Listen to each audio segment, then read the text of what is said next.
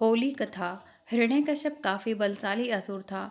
यही वजह थी कि उसको अपनी शक्तियों का भी खूब गुमान था। उसका यह अभिमान इस कदर बढ़ गया था कि उसने संपूर्ण प्रजा को उसे भगवान मानकर पूजने का आदेश दे डाला। उसने यह भी कहा कि अगर उसके अलावा किसी और भगवान की पूजा की गई तो ठीक नहीं होगा।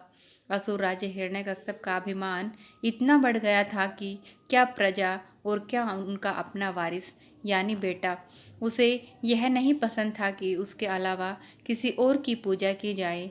लेकिन उसका बेटा प्रहलाद नारायण का परम भक्त था।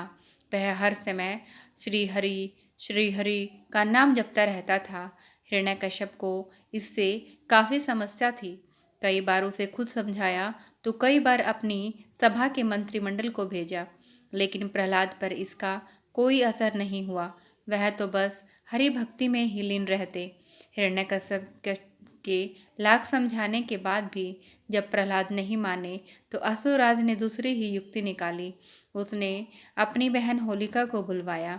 इसके पीछे कारण यह था कि उसे वरदान में एक ऐसा दुसाला मिला था जिसे ओढ़ने के बाद अग्नि उसे छू भी नहीं सकती थी।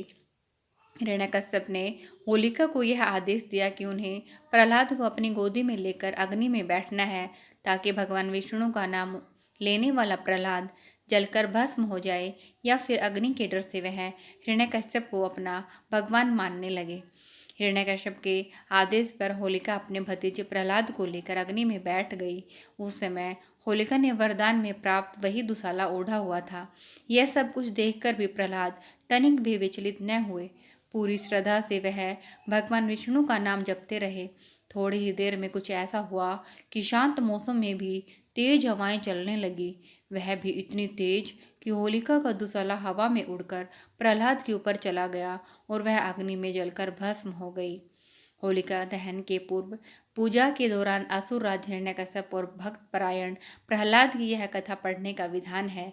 मान्यता है कि जो भी जातक इस कथा को पूरी श्रद्धा से पढ़ता या सुनता है, उस पर श्री हरि विष्णु की कृपा बनी रहती है। उसकी सभी मनोकामनाएं पूर्ण होती हैं। साथ ही जीवन की सभी परेशानियां भी दूर हो जाती हैं। सुख समृद्धि का वास होता है। हिरण्यकश्यप के मरने से पहले ही होलिका के रूप में बुराई जल गई और अच्छाई के रूप में भक्त प्रहलाद बच गए। उसी दिन से होली को जलाने और भक्त प्रहलाद के बचने की खुशी में अगले दिन रंग गुलाल लगाए जाने की शुरुआत हो गई। ये थी होली की कथा। सुनने से आपको बहुत लाभ होगा। नए हो तो चैनल को सब्सक्राइब करना, लाइक करना, शेयर करना। धन्यवाद। Happy Holi to all.